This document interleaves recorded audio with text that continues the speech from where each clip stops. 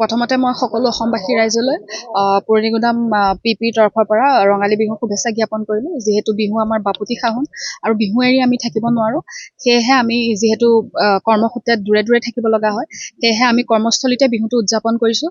আৰু এনেকৈ আজি পুৰণিগুদামতে আমি এটা বিহু হুঁচৰি দল মাতি আমি আমাৰ বিহুটো উদযাপন কৰিছোঁ। এইটো আমাৰ ইয়াৰে পুৰণিগুদামৰ স্থানীয় হয়। নিমন্ত্ৰিত অতিথি নাই, আমি থানাৰ ষ্টাফখিনি আছোঁ, গাঁৱৰ ওচৰৰ ৰাইজখিনি আছে আৰু আমাৰ বিহুৱতীসকল আছে। দেখিবলৈ পোৱা গৈছে যে জুবিনবিহীন প্ৰথমটো বিহু অসম আৰক্ষীয়ে এনেদৰে অনুষ্ঠিত কৰিছে, কি ক'ব? যিহেতু জুবিন গাৰ্গ আমাৰ মহান গায়ক আছিলে, তেওঁৰ আকস্মিক বিয়োগত আমি সকলোৱে মৰ্মাহত হৈছোঁ।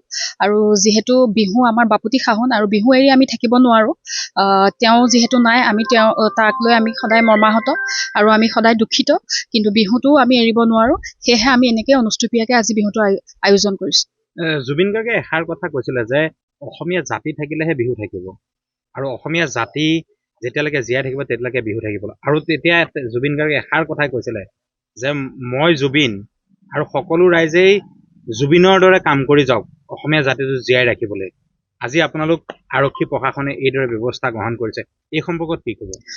যিহেতু তেওঁ মহান পুৰুষ আছিলে আৰু তেওঁৱে বিচাৰিছিলে যে অসমীয়াই বিহুটো আগুৱাই লৈ যাওক, আৰু যিহেতু আমি অসমীয়া, আমি বিহু এৰি থাকিব নোৱাৰোঁ, সেয়েহে আমি তেওঁৰ আদৰ্শৰে অনুপ্ৰাণিত হৈ আমি বিহুটো আগুৱাই লৈ যাব লাগিব।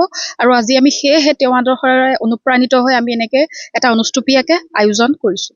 ঠিক আছে।